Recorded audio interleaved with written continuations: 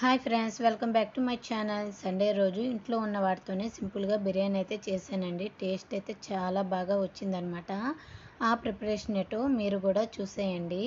ముందుగా నేను stove on చేసుకొని మంటని మీడియం ఫ్లేమ్లో పెట్టుకొని నేను ఇక్కడ కుక్కర్ని అయితే తీసుకున్నానండి. కుక్కర్ కొంచెం వేడైన తర్వాత నేనైతే యాడ్ చేసుకున్నాను. కొద్దిగా నెయ్యి వేయడం వల్ల టేస్ట్ అనేది చాలా బాగా వస్తుందండి. లేదు మీకు నచ్చదంటే స్కిప్ చేసుకోవచ్చు. అలానే వంట నూనె కూడా యాడ్ చేసుకున్నాను. రెండు వేయడం వల్ల టేస్ట్ అనేది బాగా వస్తుంది. ఆయిల్ అనేది హీట్ అయిన తర్వాత చూస్తున్నారు కదా, షాజీరా, అలానే బిర్యానీ ఆకులు, 4 లవంగాలు, 6 మిరియాలు, పువ్వును, దాల్చిన చెక్క అయితే వేసానండి. సో ఇవి కొంచెం చిటపటలాడిన తర్వాత కాజుని అయితే వేసుకొని అవి కొంచెం వేగేంత వరకు కలుపుకున్నాను. ఇలా మంచిగా వేగిన తర్వాత ముందుగా కట్ చేసి పెట్టుకున్న ఉల్లిపాయల్ని అలానే పచ్చిమిర్చిని అయితే యాడ్ చేసుకొని అవి కొంచెం వేగేంత వరకు కలుపుకున్నానండి. ఇలా బాగా వేగిన తర్వాత ఇక్కడ నేను కొద్దిగా కరివేపాకుని అయితే యాడ్ చేసుకున్నాను. దాని ప్లేస్లో కొత్తిమీరనైనా యాడ్ చేసుకోవచ్చు. ఇవి వేగిన తర్వాత కట్ చేసి పెట్టుకున్న దుంపలను అయితే వేసుకున్నానండి. ఇలా వేసుకొని మొత్తం కలుపుకున్న తర్వాత అలానే కట్ చేసి పెట్టుకున్న టమాటాలను కూడా నేను ఇక్కడ వేసుకున్నానండి. టమాటాలు వేసిన తర్వాత మొత్తము నేనైతే కలుపుకోలేదు. దానివల్ల కొన్నిసార్లు ఏంటంటే దుంపలు అనేవి ఉడకపోవచ్చు. సో అలా మధ్యలో వేసేసి తగినంత ఉప్పునైతే వేసుకున్నానండి. వేసుకొని మూతనైతే పెట్టేసాను. ఇలా పెట్టి 5 మినిట్స్ అయితే వదిలేయాలి.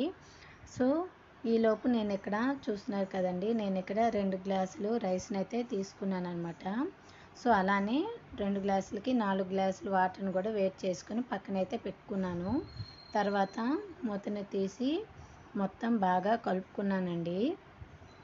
ఇలా మొత్తం కలుపుకున్న తర్వాత అల్లం తెల్లుల్లి పేస్ట్ని అయితే నేను ఇక్కడ యాడ్ చేసుకుంటున్నానండి. చాలామంది ముందే వేసేస్తారనమాట. దానివల్ల కొన్నిసార్లు ఏంటంటే అడుగు అనేది అయితే అంటుకుపోతుంది. దానివల్ల నేనైతే ఇప్పుడైతే వేస్తున్నాను. లేదు అన్నప్పుడు తాలింపులో అయినా వేసుకోవచ్చు. నేనైతే ఇలానే చేస్తానండి ఎప్పుడూని. ఇలా అల్లం వేసిన తర్వాత మొత్తం కలుపుకొని మళ్ళీ మూత పెట్టి 2 నిమిషాలు మగ్గనివ్వాలండి.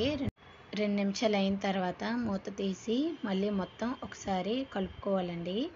ఇలా మొత్తం కలుపుకున్న తర్వాత చూస్తున్నారు కదా, నేను కొద్దిగా గరం మసాలా అలానే బిర్యానీ మసాలాని అయితే వేసుకొని మొత్తం కలుపుకున్నానండి.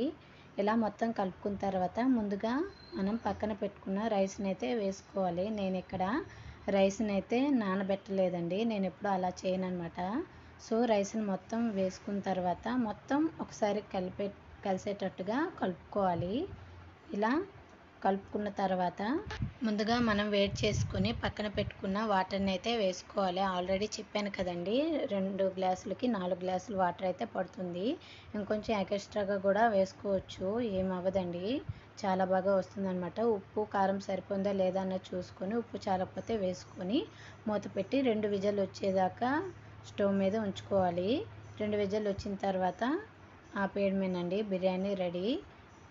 చాలా బాగా వస్తుందన్నమాట. అలానే ఈ వీడియో మీకు నచ్చినట్లయితే ప్లీజ్ లైక్ అండ్ సబ్స్క్రైబ్ చేసుకోండి ఫ్రెండ్స్. Thank you.